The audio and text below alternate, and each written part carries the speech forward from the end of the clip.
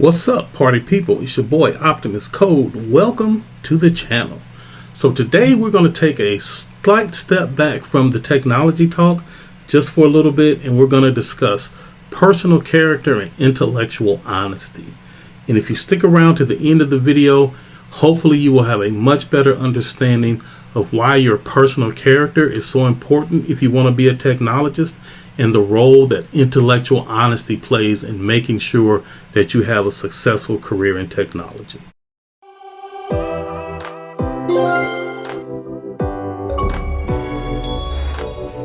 So one of my very first paying jobs in programming was working for this organization, and they were pretty big, and they were an international organization. They were based in the United States, obviously, but they had products that were worldwide, and they were very, very popular. And I remember my first tech meeting, and we were all in this big oblong round table, and we were discussing technical approach to specific problems. And everything was going well. Everything was like fine, right? Like it was just going really well.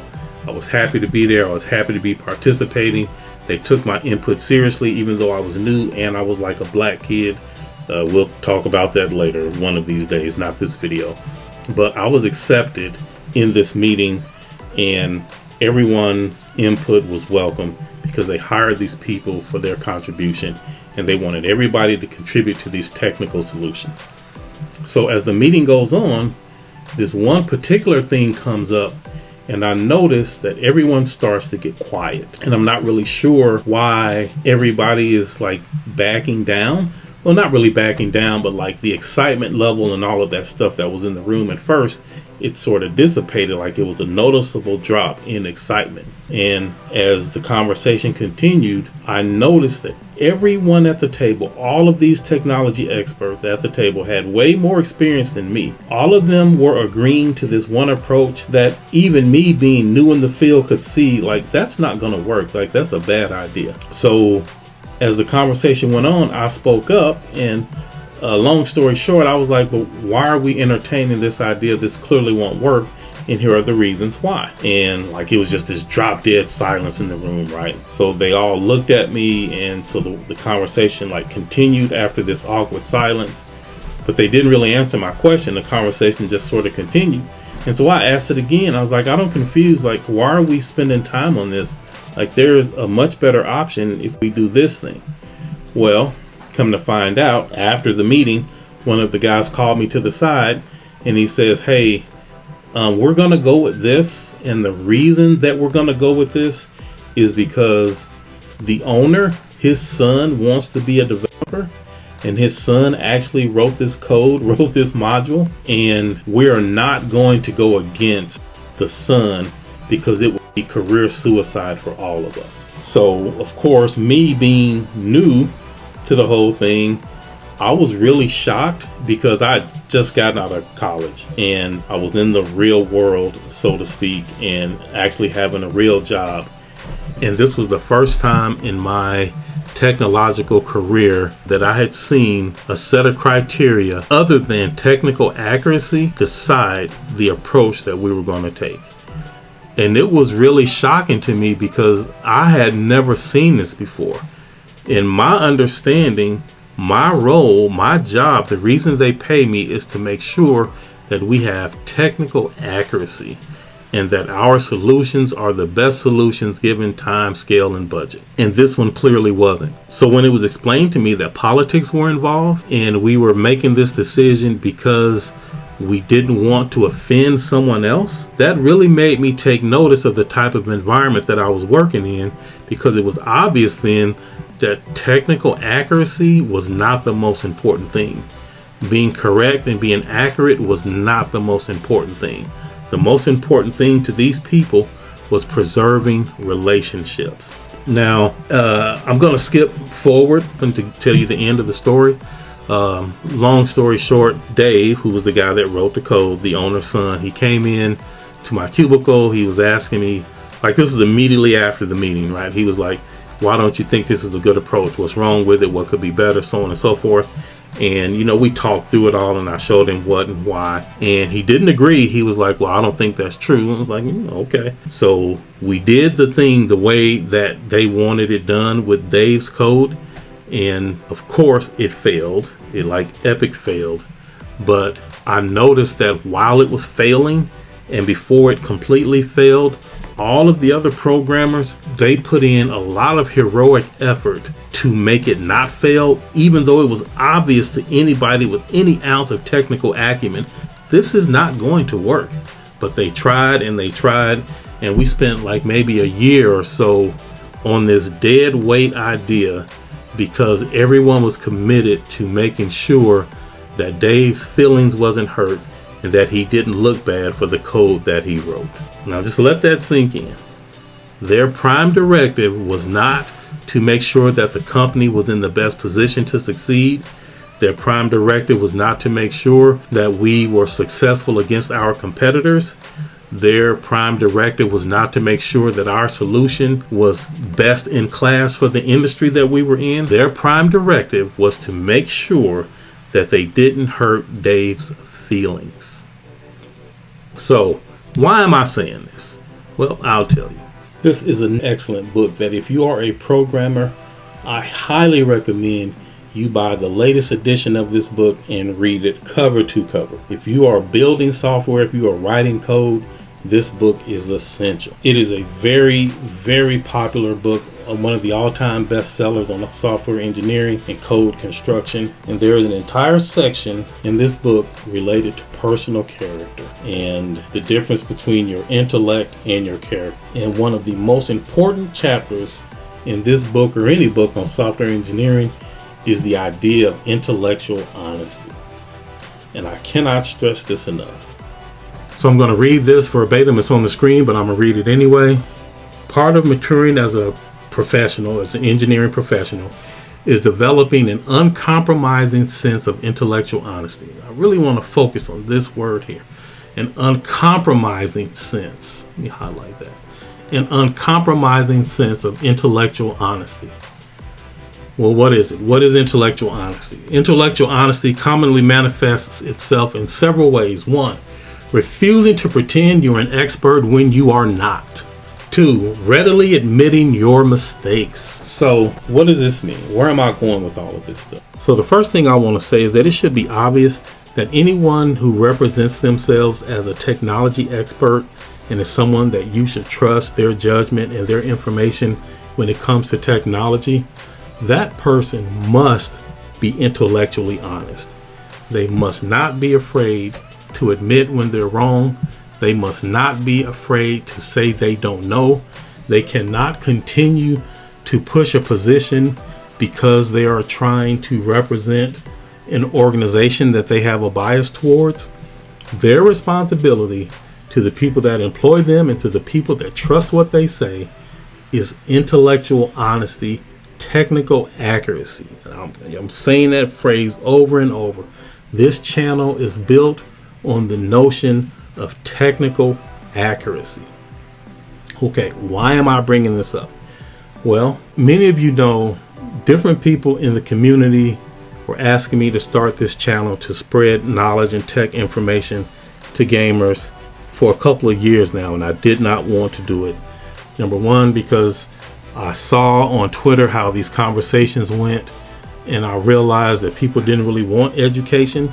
People really only wanted enough to help advance their position in this little imaginary battle that they fight. And so that's why I didn't want to make the channel, because I didn't think the channel would do any good, because I didn't think people really want to be educated. I think people want just enough to feed their narrative. Well, I was convinced inadvertently, by the way, he wasn't even trying to convince me, but Leviathan convinced me inadvertently to go ahead and make a channel and educate people. And in this way, people would not have to tag me into certain conversations to clear up misinformation, but people could all on their own learn how these things work, and they would be in a position to defend the truth of technology against people that were coming against whatever that truth is. So that's why I ended up making the channel, because I figured out that there is a use for it, because even though a lot of people aren't into education and don't really want to learn, there are a lot of people that do. And even if the people that don't outnumber the people that do, hopefully if enough people learn to defend misinformation, we will be able to disarm those that would use technology as a weapon and use it as a way to try to make other people feel bad and they're being disingenuous about the things that they say. Okay, why is that relevant?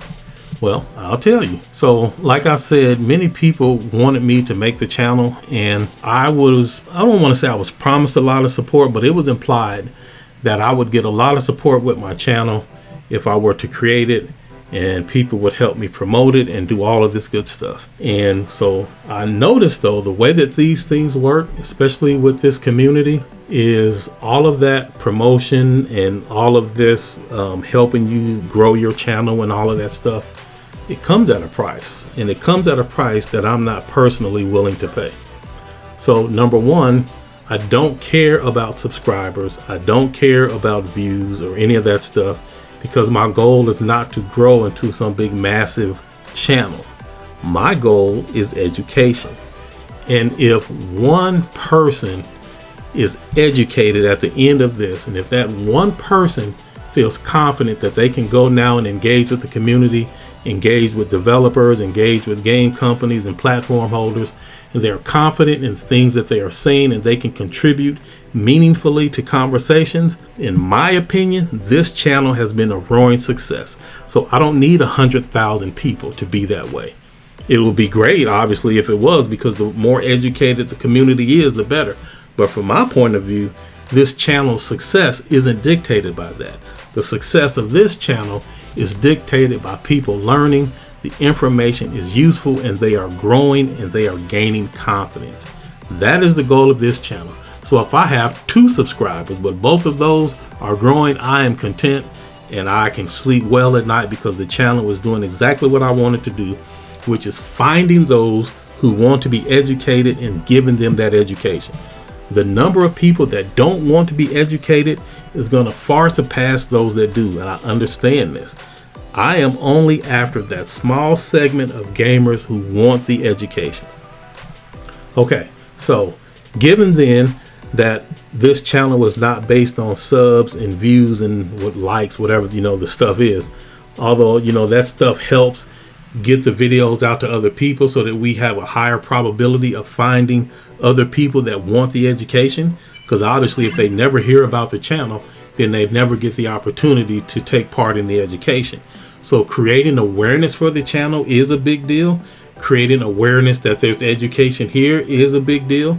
And then the rest is up to me to make sure that the content is actually delivering. So my goal for this channel, like I've said, is education and getting the education to the people. So I will ask you to leave a like, I will ask you to subscribe, and I will ask you to share the information with people that you know. But if you notice in each one of those requests, I'm very specific in asking that you share this with people who you think will benefit from this type of knowledge. If someone who will not benefit from this, they don't even waste their time showing them this, because this is not the type of stuff that they're interested in. This isn't about entertainment or making people laugh or drama or having fun or console wars. None of that stuff. This is solely about education. All right, so what's the point of all of that? Well, the people that want to help me with the channel and people that were willing to help promote the channel and help it grow and all that good stuff to work with me to grow the channel, like I said before, that comes at a cost, and it comes at a cost that I'm not willing to pay, because just like the engineers at my first job did not want to go against the owner's son, I see a lot of this in this YouTube community where people are sticking together, even if someone is wrong, even if their information is false, if their information is flat out misleading, if they're just telling an outright bold-faced lie, the people in their circle will continue to support that person. They won't call them out on their bullshit. They will not tell the community, hey, I don't stand with this decision. This person is still my friend. This person is still my guy, but I don't agree with this particular topic from them. Instead, they do everything in their power to help defend and damage control whatever the person that's in the wrong does, because they're part of the same clique. They're part of the same group. And one of the number one requirements of this group is unyielding loyalty. You have to be loyal above all else. That will not match me, because I'm going to be truthful and have intellectual honesty above all else. So even if you and me are supposed to be cool, but you are misleading the people publicly, then I am going to have a conversation with you, because I'm not going to just stand by and watch you mislead the community. There's enough of that already. So I will not fit in good with this group of people that require this loyalty, because I can't be loyal to you. What I will be loyal to is the truth and accuracy. And so as long as what you are saying is true, you have my support. As soon as you start to deviate from what's true, then we have to have a conversation. Now that doesn't mean I'm just gonna drag you through the streets and like expose you, blah blah blah, like this whole drama filled stuff. That's not what I'm saying at all. I'll hit your DMs, we'll hop on the Discord, we'll have a conversation, we'll get things worked out. You'll explain your point of view, I'll explain my point of view, and then we can move on. But we're gonna have some type of conversation where I'm not gonna just stand by and watch you mislead people. And so certain people will never help me with this YouTube channel, because I will never sacrifice the authenticity of this channel for a few views and clicks and subs, whatever all the metrics are. I couldn't care less about that bull. What I care about is, at the end of the day, every viewer of this channel acknowledges that this information is accurate, it is useful, and it is told without bias. So part of being a professional and having intellectual honesty is being able to admit when you've made a mistake, not pretending you're an expert when you know you're not, trying to understand your craft, and then communicating that effectively to whoever needs it communicated to them. The goal of this channel is to provide a piece of that, which is the accurate information. The rest of it is up to you and your personal character. Why are you listening to me right now? Why are you listening to this channel? Why are you seeking to be educated? Is it so that you can then go out and nerd bully other people because you have knowledge that they don't have? I hope that's not your goal. I hope that's not your intent. The spirit of this channel does not encourage that at all. Our goal is to make sure everybody understands, so that as a community we can move forward as one. Because at the end of the day, all we got is us, the gamers, and those that don't game. A lot of them look down on us. Not all, of course, but some do. And gaming isn't as quite accepted as other forms of entertainment. And so we still got some work to do there. But at the end of the day, it's just us, and we all need to take this hobby forward as best that we can, to the best of our ability. My goal for this channel is helping educate y'all so that y'all can do that more effectively. And I refuse, hear me closely, I refuse to budge not 1 millimeter off of technical accuracy. Now, I might be wrong, and I will admit when I'm wrong. We have different conversations in the comments where people think that they've spotted a flaw in some of the material that I presented, and we hash it out in the comments or whatever. So I'm not perfect. I am not above making mistakes. Absolutely, positively call me out on my mistakes, and I will own those mistakes if indeed they are mistakes. But if they're not, then of course I'll just explain, why I think this or why I think that. So to recap, I cannot really join these different groups of YouTubers because I'm not willing to pay the tax of undying loyalty. I need to be able to be free to speak truth to whoever is out of pocket. I need the ability to be honest with the viewers without worrying about hurting somebody's feelings. I've seen it too many times. This person says something they wrong, and the rest of the YouTube community, rather than call this person on their bullshit, they are more concerned with hurting this person's feelings, the same way the engineers didn't want to hurt Dave's feelings when he wrote that trash module. So I'm cool on all of that. I need to remain independent so that I have a free voice. If I offend somebody, too bad. If the truth hurts you, then the truth is known to hurt. I'm not going to personally attack anyone or any of that stuff, but I'm going to tell the truth. So that's basically where I'm coming from with this. For this channel specifically, intellectual honesty is a key component, and you will get technical accuracy from me in this channel. All right, y'all, let's take the quiz.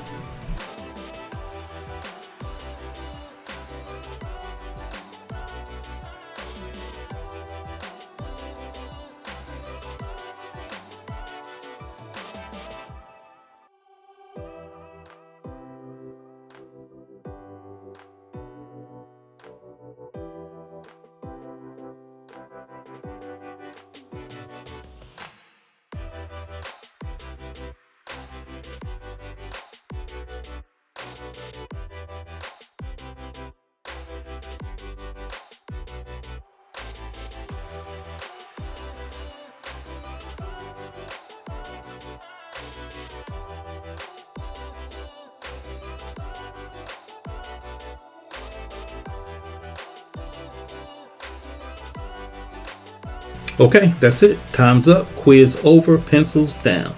How did y'all do? So, hopefully, y'all, this quiz was real easy and you understand why personal character and intellectual honesty is so important, and it was easy for you to answer these few questions. I'm not going to restate everything that was covered in the video, but I will say that I can't stress enough how important it is for you to be intellectually honest if you're going to be a successful technologist. All right, hopefully y'all enjoyed the video. If you did, leave a like. You know we appreciate it. If you enjoy this type of content and you want more of it, go ahead and subscribe to the channel. We got way more coming for you, so much more. Tell all of your friends, neighbors, countrymen, countrywomen, whoever it is, aliens, I don't care. Let them know, hey, there's a new channel that's focusing on education, and it's a safe space for you to learn about gaming technology. Everyone that is interested in this type of content will be blessed. We appreciate the love and the support so far. We really feeling the love, we feeling the support, and we appreciate it. Thank you. Peace.